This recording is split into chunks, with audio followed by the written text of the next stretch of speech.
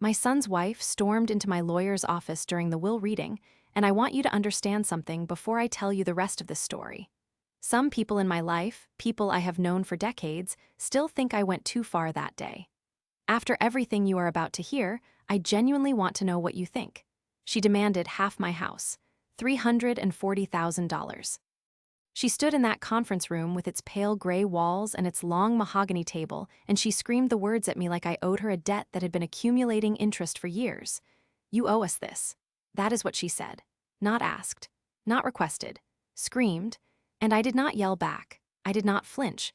I stood up from my chair at the end of that table, looked her directly in the eye, and handed my lawyer a document I had been carrying in my bag for 11 months. He cleared his throat, smoothed the paper flat with both palms, and began to read aloud. She collapsed into her chair before he finished the second sentence. But we are not there yet. Let me take you back to the beginning, because none of what happened in that conference room makes sense without the years that came before it. My name is Lorraine Ackefer. I am 41 years old. I live in a 3-bedroom craftsman in Portland, Oregon that I bought with my own money, maintained with my own money, and loved with every quiet Saturday morning I ever spent drinking coffee on that porch. My son, Dominic, is 26. I had him young, at 15, which meant that by the time most women my age were just starting their careers, I was already raising a kid and working nights at a shipping logistics company to keep the lights on. I am not telling you this for sympathy. I am telling you so you understand the math of what I built, and why certain people in my family never quite believed I had built it. Dominic's father was not in the picture. He left when Dominic was 2, and I made my peace with that faster than I probably should have, because I did not have the luxury of grief. I had a toddler and a rent payment, and exactly one person in my corner, which was my mother, Celestine. My mother is a good woman who has spent her entire life being practical to the point of cruelty. She loves me. She also spent most of my 20s and early 30s telling me to be realistic, to set modest goals, to not overextend, to remember where I came from. I do not think she meant it badly. I think she was terrified of watching me fail, and managing that fear by lowering my ceiling felt, to her, like protection. My brother, Theo, was the family success story. He went to Oregon State on an athletic scholarship, graduated with a finance degree, married a woman named Gwendolyn who came from money, and spent the next 15 years reminding everyone in our family, usually by implication, occasionally out loud, that he had done it the right way. Theo was not a bad person. He was the kind of person who says genuinely supportive things in a tone that lands like a slight. When I told him I was going into real estate investment, he nodded slowly and said, "That is a tough market, Lorraine. I hope you have a backup plan." He meant it kindly. I smiled, went home, and called my broker about the duplex I was under contract on that weekend. Dominic grew up watching me hustle. He is a good kid. He has his father's eyes and my stubbornness, which is either a gift or a curse depending on the situation.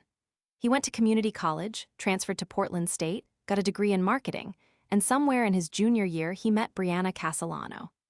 Brianna was 23 when I first met her, finishing her own degree, sharp as anything, with an opinion on every subject and a way of entering a room that announced her arrival about 4 seconds before her body did. She was charming. I want to be honest about that because I do not want to tell you a story where the villain was obvious from the first scene. She was genuinely funny, genuinely warm with Dominic, and for the first year I thought she was wonderful.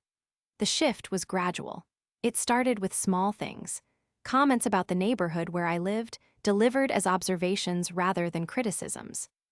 My house is in a perfectly decent part of Portland. Nothing flashy, but solid, well-kept, on a street with mature trees and neighbors who wave at each other. Brianna once called it cozy in a voice that made cozy sound like a consolation prize. She mentioned, more than once, that her parents had a vacation property in Cannon Beach. She mentioned her father's importing business with the frequency of someone who had been instructed to mention it. I noticed these things and I did not react to them, because they were small, and because Dominic loved her, and because I had been underestimated by more formidable people than Brianna Castellano, and had learned long ago that silence in the short term is sometimes the most powerful statement you can make. They got engaged in the spring of 2022. The party was at Theo and Gwendolyn's house. Because Theo and Gwendolyn have a large house in Lake Oswego with a patio and a view, and the kind of kitchen that gets photographed for design magazines. I drove there in my 8-year-old Subaru, and I parked it next to Brianna's parents' Range Rover, and I walked inside, and I hugged my son, and I said I was thrilled for him, and I meant every word. That evening was the first time I understood what Brianna believed about me, and therefore what she believed she was inheriting when she married into this family. She and her mother, a tall woman named Renata, were standing near the kitchen island when I walked past to refill my water. I was not eavesdropping. The kitchen was open to the dining area, and voices carry in rooms with high ceilings. Renata was saying something about the wedding venue, and then she said, in a voice calibrated for the two of them but not quite calibrated enough, "At least your in-laws have the house in Portland." That is something, I suppose. That is something, I suppose. I did not stop walking. I got my water. I went back to the living room, and I sat next to my mother, and I watched Dominic laugh at something his uncle said.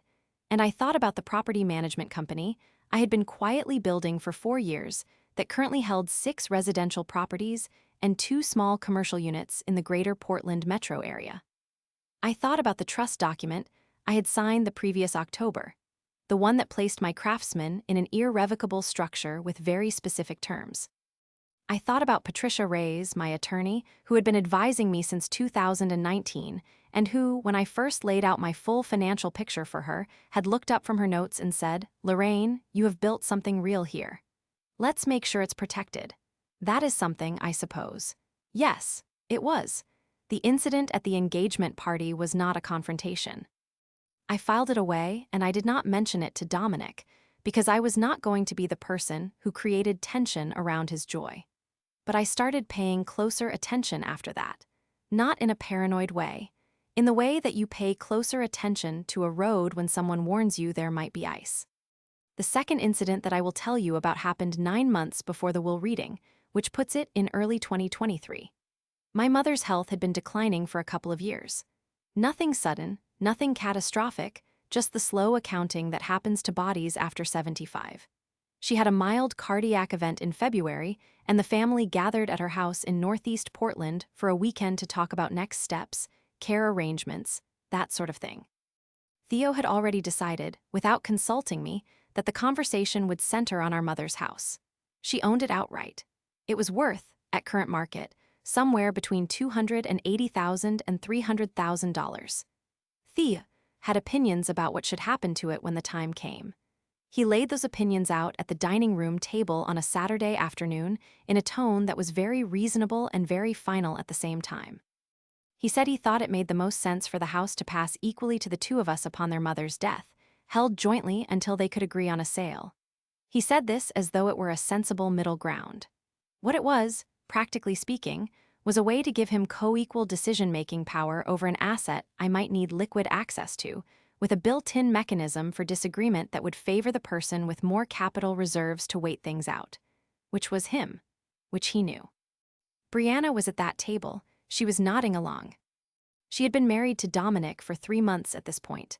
I said very calmly that I thought we should let Mom direct her own estate planning with a proper attorney and not have that conversation over Saturday lunch. Theo said, of course, absolutely, I just want us to be aligned. Brianna nodded again. I did not argue. I drove home that evening, walked directly into my home office, and called Patricia. We had a 90-minute conversation that Sunday morning. At the end of it, I had a clear picture of exactly where I stood legally, what my mother's current estate documents said, and what steps I would want to take to protect my own assets from any future contested claims. Patricia said, with her characteristic understatement, "It sounds like you have some people in your orbit who are doing math on your behalf without your permission." I said yes. She said, "Let's make sure their math is wrong." That was the beginning of the preparation phase, though I did not call it that at the time. I just called it being careful. If you have ever been counted out by the people sitting closest to you at a family dinner, you know exactly what that particular silence feels like. Not the silence of peace. The silence of someone deciding to wait. By the summer of 2023, my property management company, which I had been running under a name that did not include my surname, held 8 residential units, 2 commercial leases, and 1 small mixed-use building I had purchased in a tax-delinquent sale 3 years prior, and spent 14 months renovating. The total portfolio was valued, conservatively, at just under $1.4 million. The mortgage obligations against it were manageable. The monthly income was consistent. I paid myself a salary that looked modest from the outside, and I drove the same Subaru, and I lived in the same Craftsman, and I did not talk about any of it at family gatherings because I had learned, slowly and then all at once, that talking about money in that particular family was an invitation for people to form opinions about what you should do with it. Patricia handled the legal structures. My accountant, a meticulous man named Harold Sung who had been doing my books since 2018, handled the financial architecture. I trusted both of them completely, and I let them do their jobs without micromanaging, because I had been paying close enough attention to my own mistakes in the early years to know that the biggest one was always trying to do everything myself. Dominic and Brianna bought a condo in the Pearl District in the spring of 2023.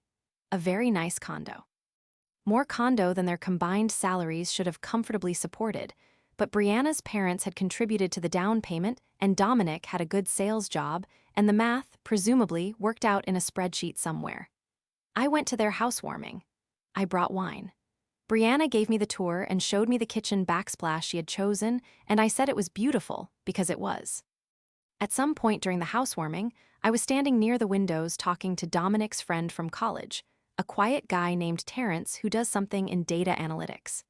Brianna's mother Renata came to stand beside me, and I braced mildly for what was coming. Renata was not a malicious woman. She was a woman who had spent her life in proximity to money and had developed, as a side effect, a very particular way of sorting people. She asked me with genuine warmth whether I was still doing the rental property thing. That was how she said it, the rental property thing, like it was a hobby I had picked up between book clubs. I said yes, still at it. She said that was smart, keeping busy in retirement. I was 40 years old at the time. I said I was not quite retired yet. She laughed pleasantly and moved on to someone else. I finished my wine and sent Harold a message asking him to have the updated portfolio valuation ready for my quarterly review. He sent it back Monday morning. 1.38 million, up from the previous quarter. The rental property thing. Theo came to visit me at my house in August of 2023. This was somewhat unusual. He generally invited me to his house, or we met at our mother's. He came alone, without Gwendolyn, which was the first signal that this was not a casual visit. We sat on the porch. I made coffee. He was polite and warm for about 10 minutes and then he said, "I want to talk to you about Mom's house."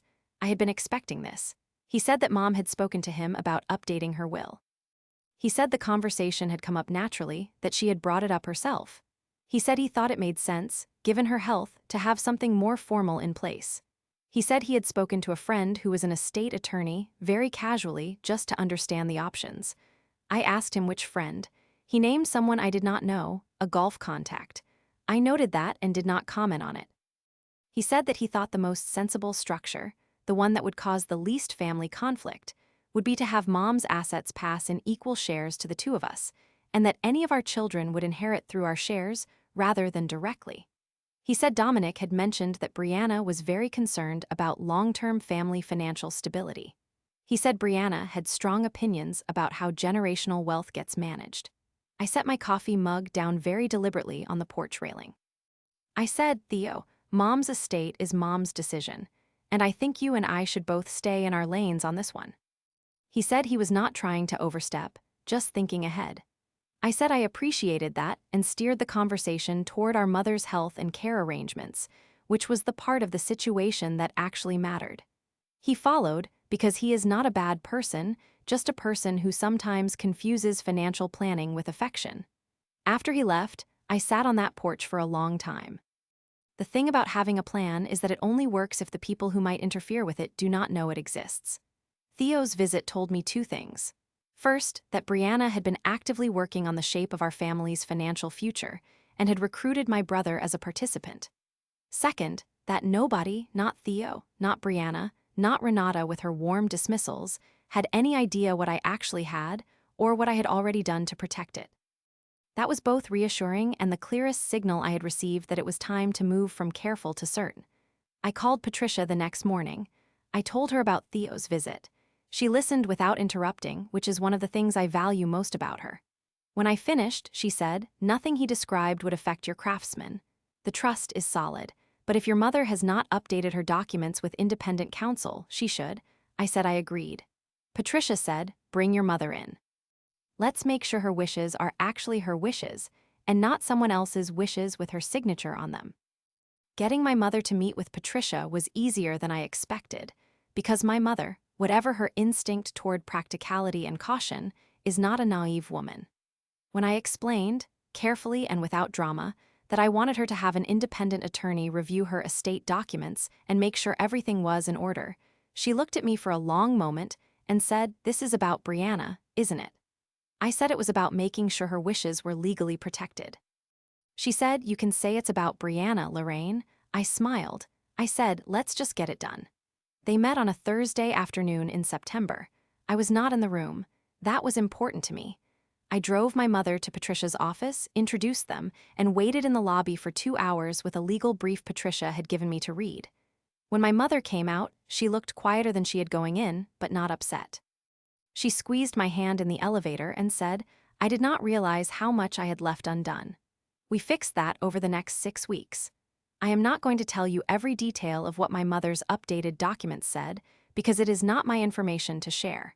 What I will tell you is that the changes were my mother's decisions, made with independent counsel, fully informed, fully voluntary. What I will also tell you is that Brianna's assumption, the one she had been quietly building a financial future around, turned out to be based on a version of events that had never been legally real." The close call happened in November. Dominic called me on a Sunday evening, about 3 weeks after my mother had finalized her updated documents. His voice had that specific quality it gets when he is trying to be casual about something that is not casual. He said he and Brianna had been talking and they wanted to come over next weekend and have dinner, just the 3 of us, and catch up. I said that sounded lovely. He said also, "Mom, Brianna had a question about the house. Just, some stuff she was curious about." I said, "What kind of stuff?" He said, "Just like property records stuff. She was looking things up online and she noticed the ownership listing looked different than she expected and she just had some questions." I set a pan down on the stove and I took a slow breath. I said, "Sure, Dominic, come for dinner. I will make the lamb." After I hung up, I sat at my kitchen table for 10 minutes very still. The ownership listing looking different was not a surprise to me because the craftsman was held in a trust, and trust ownership records look different from standard individual ownership records on public property databases. What it told me was that Brianna had been searching, specifically and deliberately looking up the title records on my house, not out of idle curiosity, out of anticipation. I sent Patricia a message that night. I said, "I think we may be moving into a new phase." She responded within the hour, "I'll have everything updated and ready." They came for dinner the following Saturday. Brianna arrived in a new coat, the kind of coat that announces its own cost. Dominic looked happy and a little nervous, which is a combination my son has had since he was 7 years old and is trying to get away with something. I made the lamb. I opened a bottle of wine. We sat at my kitchen table the way we had sat at kitchen tables for his whole life, and it was almost, in moments, completely ordinary.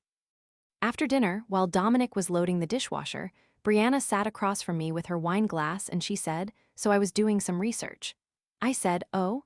She said she had been looking at property records in the county, and she had noticed that my house was listed under something called the Ackhafer Family Trust. She said she did not know I had set up a trust. She said it in the voice of someone pointing out that they have caught you at something. I said, "Yes, I set that up a few years ago." She said, "For tax purposes?" I said, "Partly."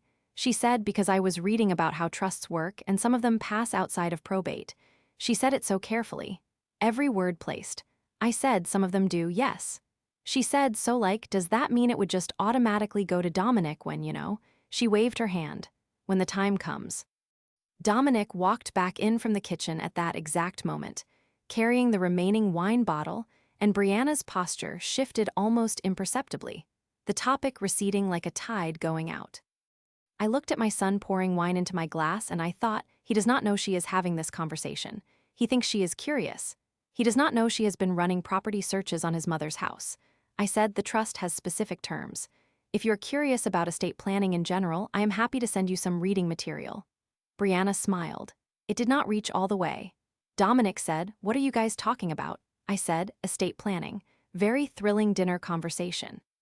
He made a face and sat down, and the conversation moved on. But the look on Brianna's face as it moved on, that particular tight quality around her eyes when something has not landed the way she intended, that stayed with me for days afterward. I called Patricia on Monday morning. I said, she is doing property research.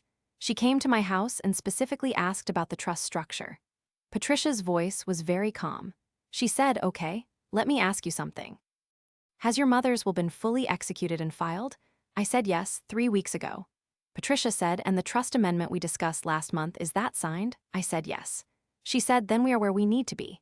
If something triggers an actual legal proceeding, you are protected. But Lorraine, listen to me. You should know what is in every document, not just the summary, every line. We spent 2 hours on that call going through every relevant document, every term, every contingency. Every specific provision that applied to the specific scenario that Patricia and I had both, separately, begun to understand was coming. By the end of that call, I knew exactly what would happen if anyone attempted to make a claim against my property. I knew what would hold. I knew what would be bulletproof. And I knew, sitting in my home office in the house that had been mine for 16 years, that I was ready. My mother passed away in January of 2024. She went quietly at home in her own bed, the way she had said she wanted to. Dominic was with me at the house when she went. We sat together for a long time afterward in her living room, and he held my hand and said, "She loved you so much, Mom," and I said, "I know, baby." That was the truest thing that happened in all of those months. The will reading was scheduled for 3 weeks after the funeral, on a Thursday afternoon at Patricia's office. I arrived at 2 o'clock. The conference room had windows that faced east, and the February light was flat and white, the kind that makes everything look very clear and very final at the same time. Harold Sung was there, because Patricia had asked him to be present given the financial components.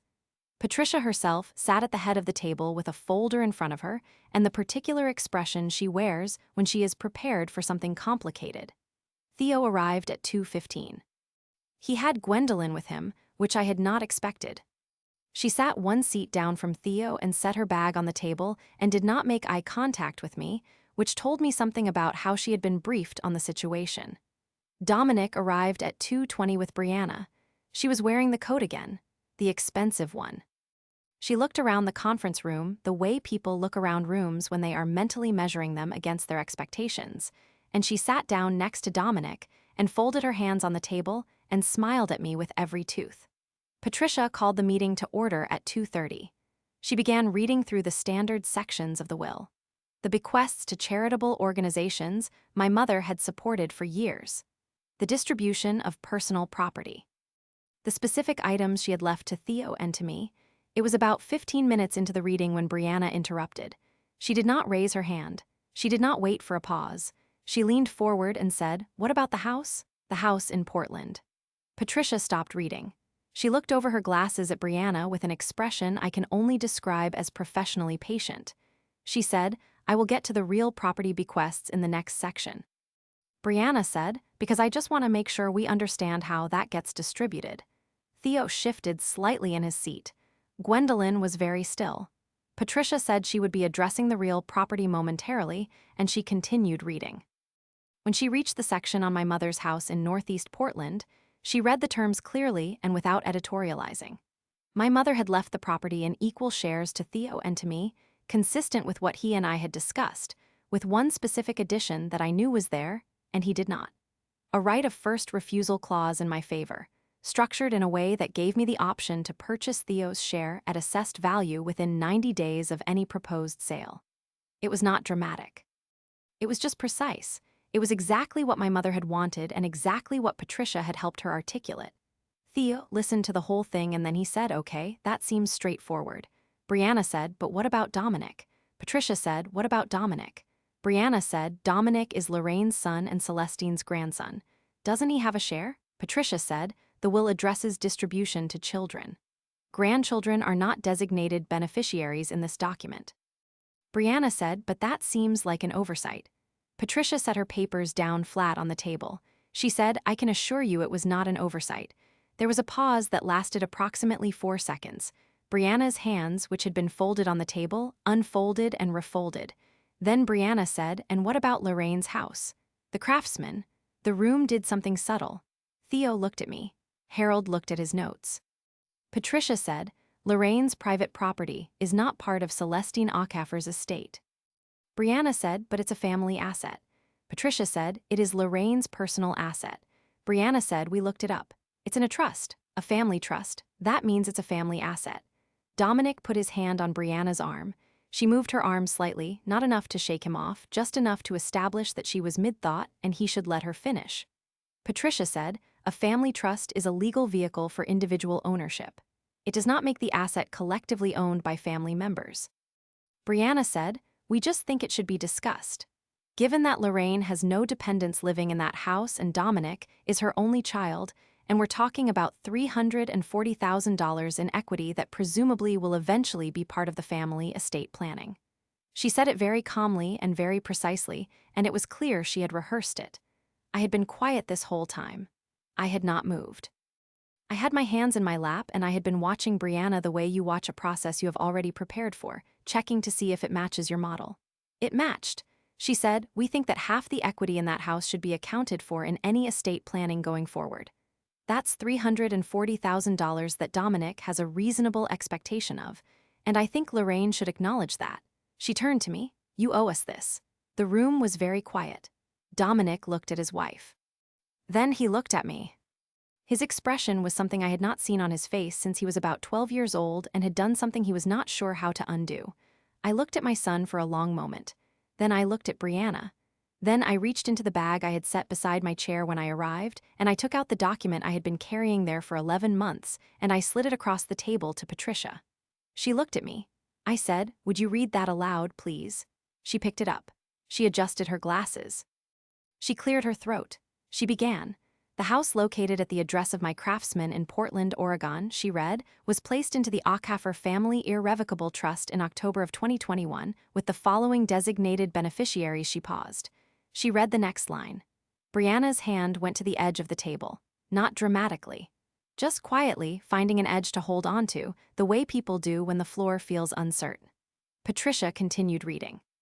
The sole beneficiaries of the trust, asset upon the death or voluntary transfer of the trustee, are the biological grandchildren of Lorraine Adiz Aukaffer, held in equal shares and managed by an independent trustee until each beneficiary reaches the age of 25, at which point their individual share shall be distributed in full. No claim, legal or otherwise, by a spouse, step-parent, or in-law relative of any named beneficiary shall be recognized as having standing against the trust assets. The trustee is authorized to defend the trust against any such claim at trust expense. Furthermore, any legal challenge to this document determined by a court to be frivolous or without standing shall result in the challenging party bearing all legal costs incurred by the trust in its defense. Patricia set the document down. She looked at Brianna over her glasses. Brianna had collapsed back into her chair. Not fallen, not fainted. Just the slow, gravitational deflation of someone watching a structure they built in their mind come down around them in the physical world. Her hands were in her lap. She was blinking in a way that was fast and repeated and controlled, the way you blink when you are trying very hard not to let your face do what your face wants to do. Dominic was very still. Theo looked at Gwendolyn. Gwendolyn looked at the window. Harold Sung made a small note in his folder and did not look up. I did not smile. I want to be clear about that. I sat in my chair with my hands folded on the table, and I did not have any particular expression on my face at all. I had not done this to perform anything for anyone. I had done this 3 years ago, quietly, in an attorney's office on a Tuesday morning, because I had understood early enough that the way to protect something is not to defend it in the moment it is attacked. It is to structure it correctly before anyone can attack it. Brianna said, very quietly, that is not, and then she stopped. Patricia said, the trust document is dated October 14, 2021, and was filed with the county the same week. It predates any current family discussion by more than 2 years. There is no legal mechanism by which it can be challenged on the grounds presented today. Dominic said, Mom, just that. Just my name. I looked at my son. I said, the house will go to your children, Dominic, if you have them. That has been true since 2021. I made that decision before Brianna ever asked me about property records. He looked at me for a long time. His jaw worked once, like he was about to say something, and then he did not say it. Brianna stood up. She picked up her bag. She said, "This is not over," in a voice that was trying to be certain and landing somewhere considerably short of it.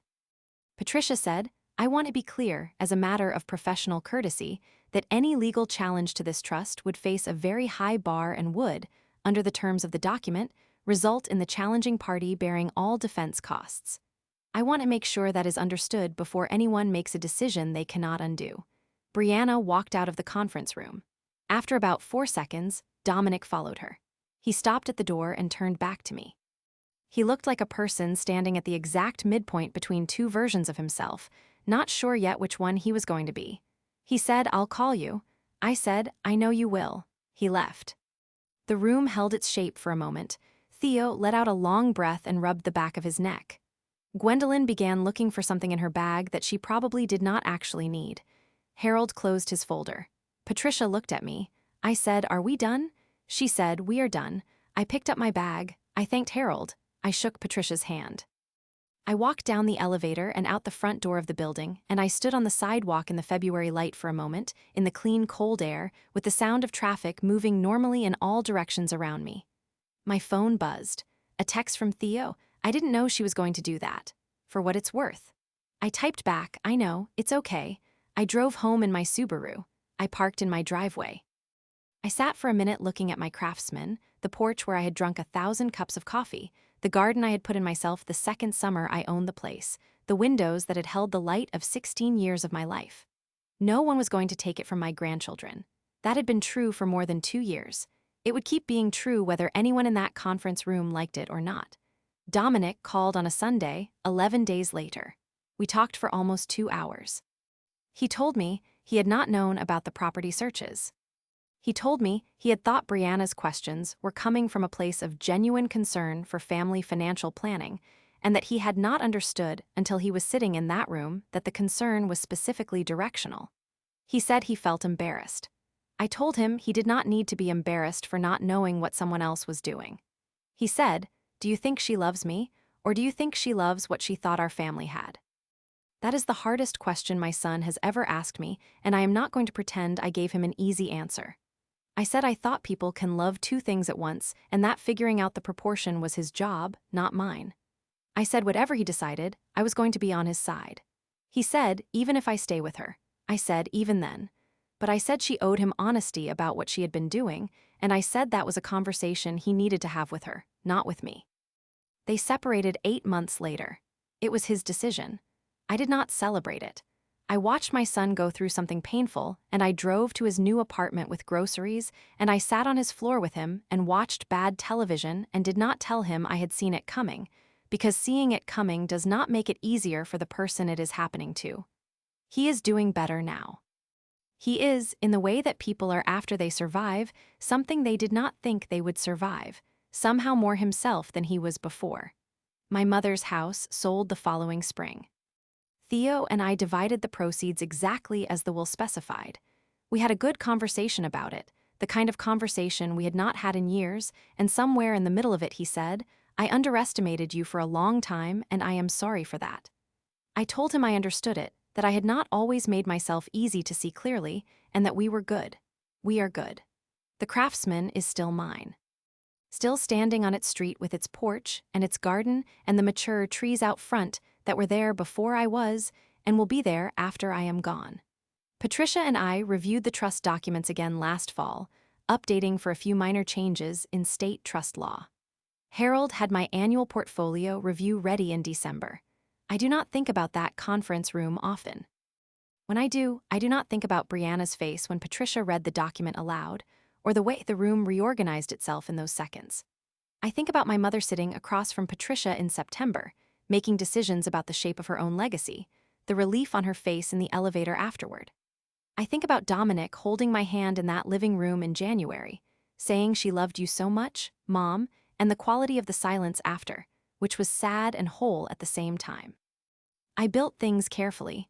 I protected what mattered. I let the rest go. That is the whole story. Every word of it is true. And if you are sitting somewhere reading this thinking, did she go too far?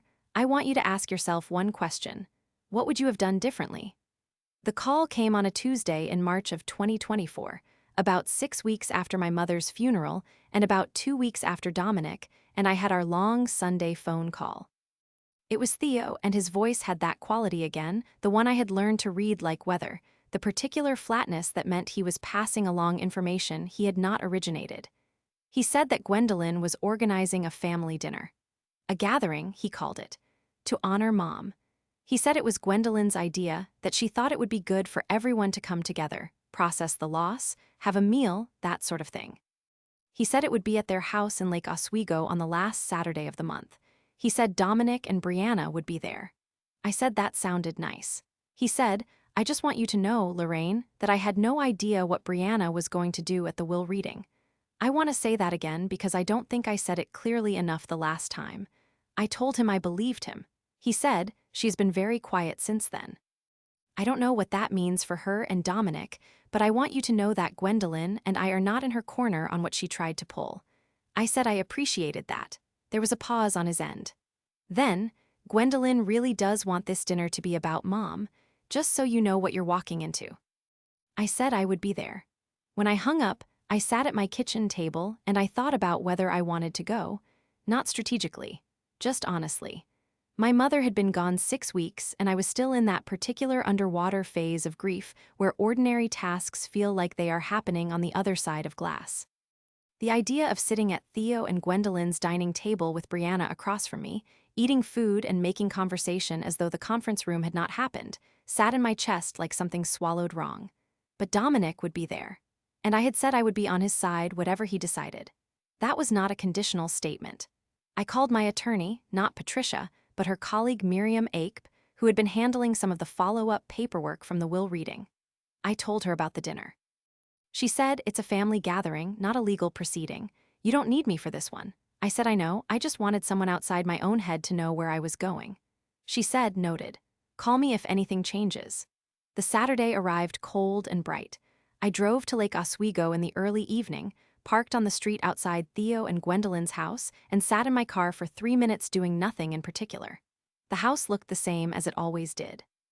Well-lit windows, the kind of architectural landscaping that signals money without announcing it, Theo's car in the driveway next to an unfamiliar silver sedan that I assumed belonged to someone I had not been told about.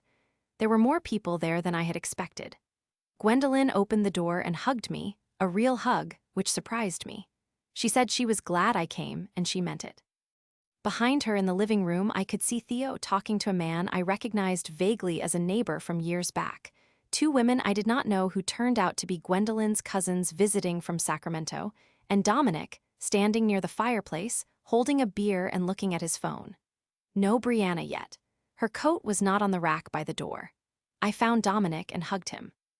He looked like he had been sleeping a little less than usual, nothing dramatic, just the particular thinness around his eyes that appears when he is carrying something. He hugged me back hard. I said quietly, "How are you doing?" He said, "I'm okay. She's coming later. She had something with her parents first." I said, "Okay." He said, "Mom, I need you to know that tonight is about Grandma. That's why we're all here." I looked at my son. I said, "I know that. That's why I'm here too." Gwendolyn had cooked, genuinely cooked, the kind of meal that takes most of a day. There was a roast and 2 kinds of vegetables and the bread she makes from scratch that I have always secretly loved. The table was set for 10 candles. A photograph of my mother at the center of the table, the one from her 68th birthday where she was laughing at something just outside the frame. I sat next to one of Gwendolyn's cousins, a cheerful woman named Daphne who taught high school history and had strong opinions about documentary filmmaking. We talked for almost 20 minutes about a series she had been watching, and I found myself actually present in the conversation, actually laughing, and I thought, this is what Gwendolyn intended. She planned this. She put Daphne next to me specifically. Brianna arrived at 7:15. She came in from the cold with her husband at her heels and that coat on, the same coat, and she looked around the room with a quick professional sweep of assessment that I recognized, having done it myself in enough rooms over the years. Her gaze found me and held for exactly 1 second before she smiled and moved toward Gwendolyn to say hello. She was not the same as she had been at the will reading. Something was different in the way she was carrying herself. Not subdued, not defeated, recalibrated, like someone who had absorbed a setback and come back with a different approach. That was the moment I felt something shift in my stomach, not fear, something more specific. The recognition that the evening was not going to be what Gwendolyn had planned. Dinner started well. The food was extraordinary and everyone said so. Gwendolyn's cousin Daphne told a story about a student that made the table laugh. Theo poured wine and made a toast to my mother that was simple and genuine and made me press my lips together for a moment. Dominic raised his glass and looked at me across the table. Brianna was gracious during the toast. She raised her glass.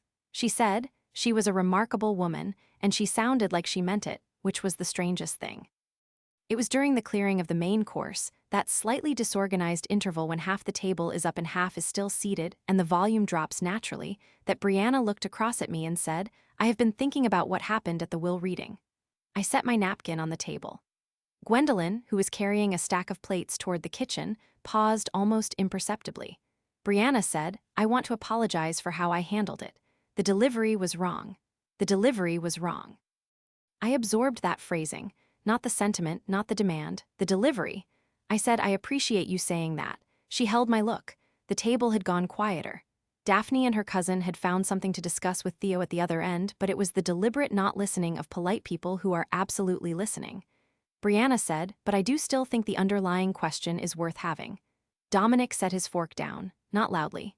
"Just set it down." I said, "What question is that?" Her voice was measured, not aggressive, almost reasonable. She said, "I think there is a conversation that this family has been avoiding about how assets will move through the next generation, and I think the way the trust was structured, without any family discussion, forecloses options that should have been on the table." I said, "The trust was my asset. There were no options to be on any table." Gwendolyn came back from the kitchen and stood in the doorway, taking in the shape of the room. Brianna said, "But it affects Dominic's future." And I think as his wife I have a legitimate stake in that conversation. I looked at my son. He was looking at the table. I said, "Dominic, do you want to be having this conversation here tonight?" He lifted his eyes. There was something in his expression that I had not seen before. A kind of exhausted clarity, like someone who has been swimming hard and has finally decided to stop and just float. He said no. He said it quietly and without hesitation. He said, "Bri, I told you I didn't think tonight was the right time." She turned to him. Something moved behind her eyes. She said, "And I said there's never going to be a right time if no one is willing to start." Gwendolyn sat back down at her seat. She folded her hands. She looked at Theo. Theo said, "Brianna, my mother's funeral was 6 weeks ago. This is a dinner in her memory." Brianna's chin came up slightly. She said, "I know that, and I have enormous respect for that.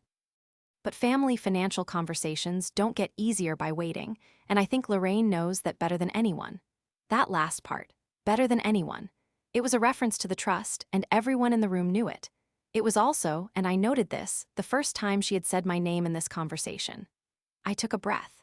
I had come to this dinner for Dominic, and for my mother's memory, and because Gwendolyn had gone to real effort to create something good for this family on a hard night. I had not come to perform restraint, but I also knew, sitting at that table, that the way I responded in the next 30 seconds would determine what kind of evening this became. I said, "I understand you have thoughts about how this family's assets should be structured. I want to be clear about something. The trust exists. The terms are what they are. That is not going to change tonight or any other night, regardless of how or where the conversation happens." Brianna said, "You made a decision that affects your son's entire financial future without consulting him." Dominic said, "She consulted me." The table went very still. Brianna turned to him. She said, "What?" He said, "Mom told me about the trust when she set it up. She explained what it meant. I thought it made sense." He paused. He looked at Brianna and there was something gentle and final in it. "I told you that, Bri, last week. I told you that." The color moved through her face in a way that had nothing to do with the candles. She said, "You told me you knew about the structure. You did not tell me you had approved it." He said, "I didn't have to approve it. It's her house.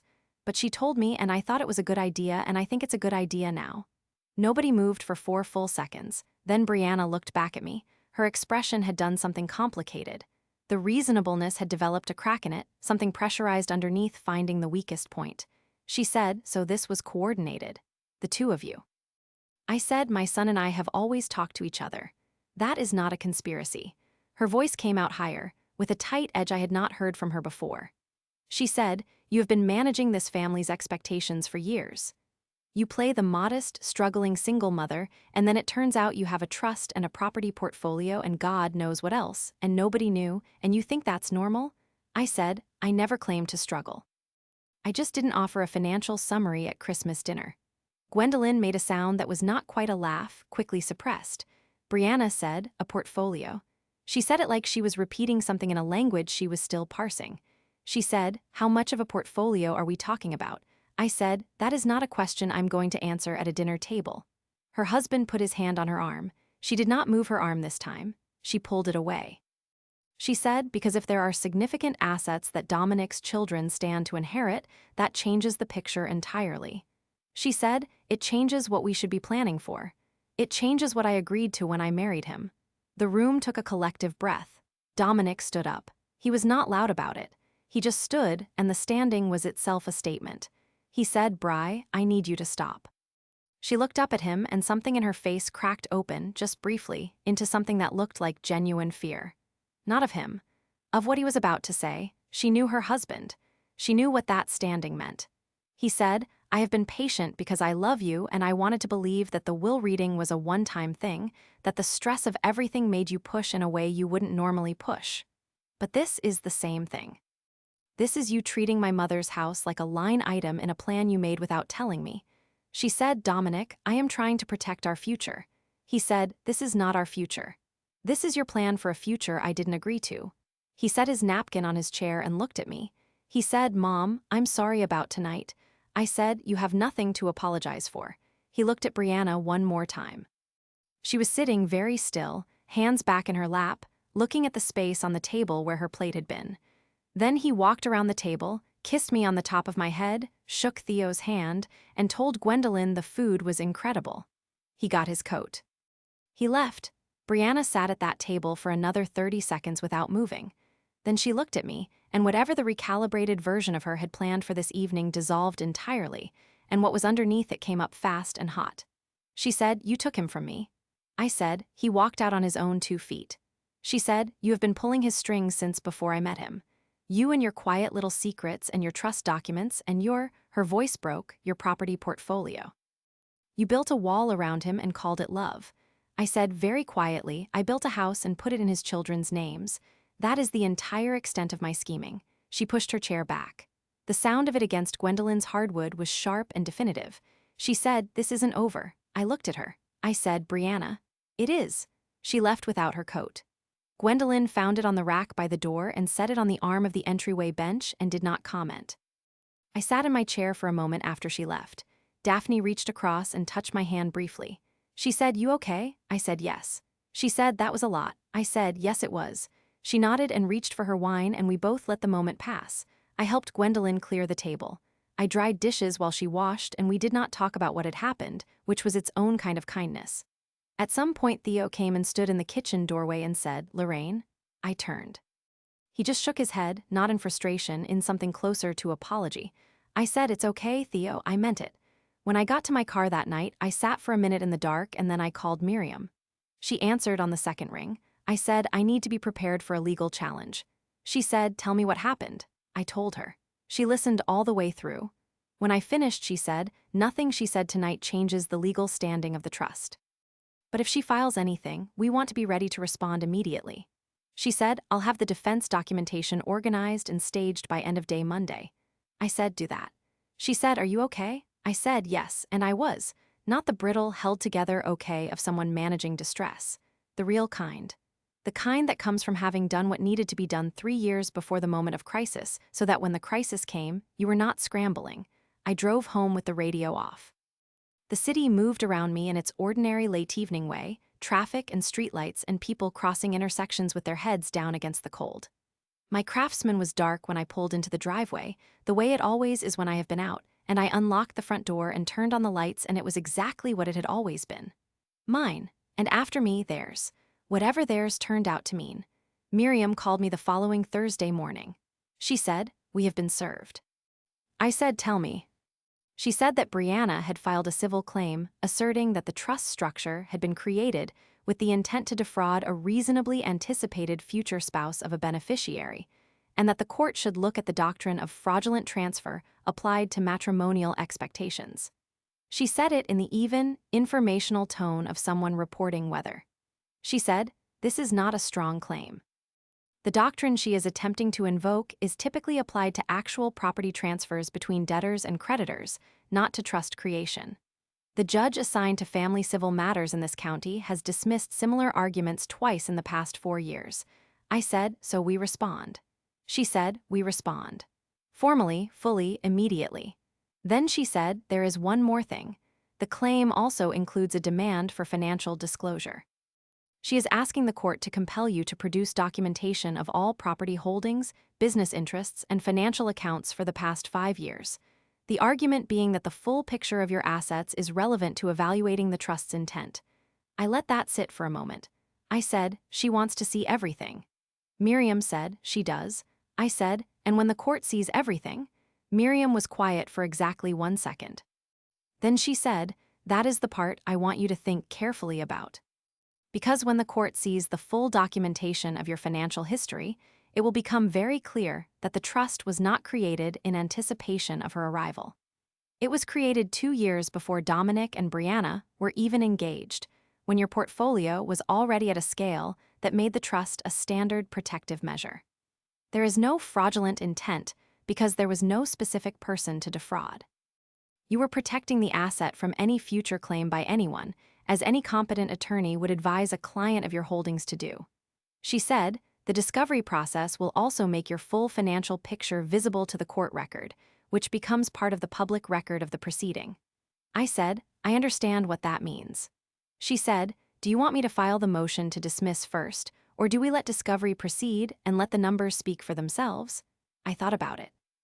I thought about Brianna, who had built a version of this family's future in her mind and had never, not once, thought to ask me whether that version was accurate.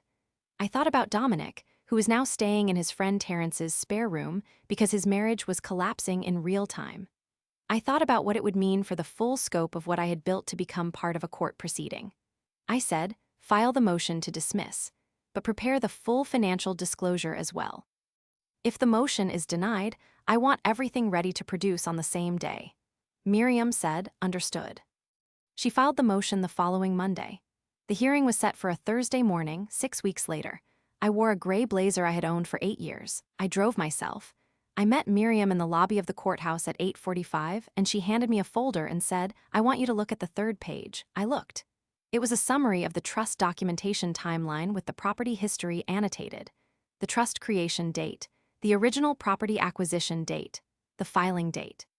16 years of legal continuity, clean and unambiguous. Miriam said if she has any competent counsel, they have already told her this is not winnable. She filed this because she wanted to cost you something. Time, money, stress. She wanted a toll. I said, "And?" Miriam said, "And we are going to make sure the toll goes the other way."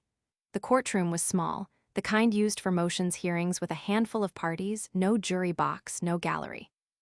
Brianna was there with an attorney I did not recognize, a man in his 40s with a brief in his hand, and the particular stillness of someone who has been told by his client what the case is worth and disagrees. The judge, a woman named the Honorable Constance Farrell, who had the reputation of running an extremely efficient courtroom, entered at 9 and had the room's full attention within about 15 seconds. She heard the motion to dismiss. She allowed Brianna's attorney to respond. He made his argument competently and correctly, because it was the argument that existed, and then the judge asked him 2 questions that I could tell, from the way he answered the second one, he had not fully prepared for. The first was about the specific statutory basis for applying fraudulent transfer doctrine to the creation of an irrevocable trust by an unmarried individual with no existing creditor relationship to the claimant. The second was about the timeline, whether counsel had reviewed the trust creation date relative to the date of his client's first meeting with the trust's creator's son. He said he had reviewed the timeline. She said, "And your position is that a trust created 27 months before any personal relationship between your client and the trust creator's son was established constitutes fraudulent intent with respect to your client's matrimonial interests." He said, "Your Honor, we believe the standard should account for the broader context of the family's expectations." Judge Farrell looked at him for a moment. She said, "Counsel, I am going to give you the opportunity to withdraw this claim voluntarily before I rule on the motion. Because if I rule on the motion, I will be applying the statute as written, and I will also be making findings regarding the merit of the claim as filed, which will affect the question of costs. The room was very still. Brianna's attorney turned and had a whispered conversation with his client that lasted about 45 seconds. I watched Brianna during it. She had her hands folded in her lap. She was looking at the table. Her attorney was speaking close to her ear, and she was very still in the way that things are still when they are deciding whether to fall. Then she sat back. She gave a single small nod. Her attorney turned back to the bench. He said, "Your Honor, the claimant wishes to voluntarily withdraw." Judge Farrell said, "The claim is withdrawn. Withdrawn claim is noted in the record." The court finds that the filing had minimal legal basis and will award attorney fees and costs to the respondent in the amount to be determined by submission within 30 days. She closed the folder. She moved on to the next case. Miriam touched my arm. She steered me out of the courtroom and into the corridor, and she said, very quietly, "That's it." I said, "That's it?" She said, "That's it. We will submit costs documentation and receive reimbursement. The claim is gone. The trust is untouchable." She stood in front of me in the courthouse hallway with her briefcase at her side, and she said, "Lorraine, I have been doing this for 19 years. You were more prepared for this than any client I have worked with at this stage of a dispute. Every document was in place. Every date was clean. There was nothing for her to hold on to." I said, "You did most of that." She said, "You called me in 2019 and told me what you were building and asked me to help you protect it. A lot of people wait until there is already a fire. You installed the sprinklers first." I stood in that courthouse corridor for a moment and let the particular quality of that silence settle around me. Not triumph, something quieter. The feeling of a thing finally being what it was always going to be, without the work of holding it together. I went home. I called Dominic. He already knew. Brianna had texted him from outside the courthouse. He answered on the first ring and he said, "Mom, are you okay?" And I said, "I'm completely fine." "Are you okay?" And he said, "I'm getting there." He said, "I'm sorry she put you through this." I said, "Dominic, you did not put me through anything." He said, "I know, but she is my wife." Was my wife. He corrected himself, and something in that correction, the small mechanical adjustment of tense, told me where he was in the process. He said, "I filed the paperwork last week." Separation. She knows. I said, "I know." He said, "Are you sad about it?" I thought about that. I said, "I'm sad that you're hurting. I'm not sad about the outcome." He said, "Yeah, me either." And then, after a pause, "The lamb you made at that dinner was really good though." I laughed. Actually laughed. I said, "I will make it any time you want." He said, "I might take you up on that a lot." I said, "Good." In the weeks that followed, the pieces settled into their new configuration, the way things do after something significant, not with a dramatic realignment, but with the gradual, specific quality of daily life reasserting itself. Miriam submitted the cost documentation, and the reimbursement order came through. Brianna's attorney's fees and Miriam's billable hours for the defense, which came to just under $11,000, were awarded to me by the court. I did not take particular pleasure in that number. It was just the logical consequence of a filing that had no business being filed. Dominic's separation became a divorce filing by June. He handled it with a steadiness that I think surprised even him. He found an apartment in Northeast Portland, not far from where my mother had lived, and he painted one room green because green had always been his favorite color, and he had never got to pick a wall color for himself. I went over one Saturday and helped him set up his kitchen, and we ordered pizza and watched something forgettable on television, and it was, in the unspectacular way of genuinely good things, exactly what we both needed. Brianna moved back to her parents' house in Beaverton after the divorce was filed. Her father's importing business had taken a significant hit from a contract dispute that spring, which I only knew because Dominic mentioned it in passing. She was not ruined. She was not destroyed. She was a 30-year-old woman back in her childhood bedroom recalibrating, which is its own kind of reckoning, and not one I spent any energy imagining in detail. She had tried to attach herself to something that was not hers, and the court had said so, plainly and on the record, and that was enough. Theo and I talked more in those months than we had in years. He called on a Sunday in May just to call, no agenda, and we talked for an hour about our mother and about our own separate versions of growing up in her orbit, the way she managed her love with such practical restraint, always worried about the cost of hoping too hard. Theo said he thought he had done the same thing to me, managed his affection with restraint in case I disappointed him. I said I knew. He said he was sorry. I said it was okay, and I meant it the same way I had meant it in the conference room 6 months earlier, completely, without remainder. Gwendolyn texted me a week after the court hearing. It said I heard. Good, that was the whole message. I sent back a single heart. Harold Sung did my annual portfolio review in October. The numbers were where they needed to be. The Craftsman sat on its quiet street with its porch and its garden and the terms of its trust exactly as I had written them. If Dominic has children, and I think he will, they will find a document waiting for them, patient as anything, built when they did not yet exist, by someone who wanted to give them something that could not be taken. I do not think about Brianna often. When I do, it is not with anger. It is more like thinking about whether that passed. She wanted something she had not built. She looked at what I had and she calculated, and the calculation felt like strategy and turned out to be a mistake. I cannot be angry at the shape of a mistake. What I think about is my son painting his wall green. I think about Daphne, Gwendolyn's cousin, reaching across and touching my hand at dinner. I think about my mother in the elevator, after her appointment with Patricia, the quiet relief on her face. I think about Harold's voice on the phone saying 1.38 million, up from the previous quarter, said the same way he might say the coffee is ready.